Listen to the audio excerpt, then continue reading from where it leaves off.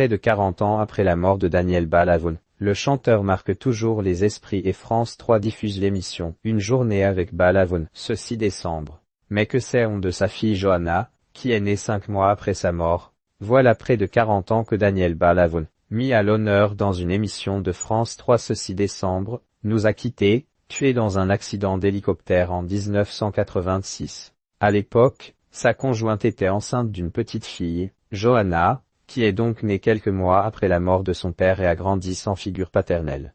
Mais qu'est-elle devenue aujourd'hui? Point d'interrogation. Johanna Balavoun, rongée par l'absence de son père, un mythe malsain. Johanna Balavoun est née 5 mois après la mort de son célèbre père. Son enfance n'a pas été simple, marquée à la fois par l'absence d'un père et la célébrité de celui-ci.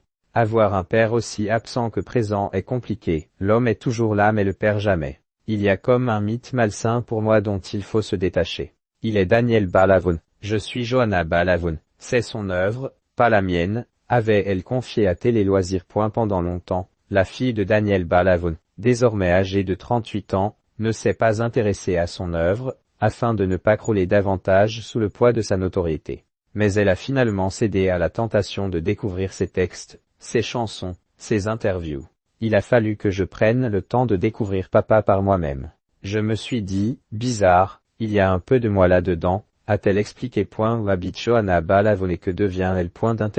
Désormais, Johanna Balavoun trace sa propre route, mais jamais loin de la musique. Selon ses confidences aux Parisiens, j'ai des projets musicaux, que je mène tranquillement, et je m'éclate en jouant dans un groupe avec des gens qui ont 70 piges. Je suis au clavier, je fais des chœurs, je chante. Du plaisir, sans pression. Johanna Balavoun habite à Biarritz, au Pays Basque, près du cimetière de Rankin où repose Daniel Balavoun, et souhaite également reprendre ses études pour passer son diplôme en addictologie. Pendant des années, la jeune femme a été accro à la cocaïne et souhaite désormais sensibiliser sur le sujet, d'abord parce que ça me ferait beaucoup de bien d'aller à l'université et d'obtenir un diplôme.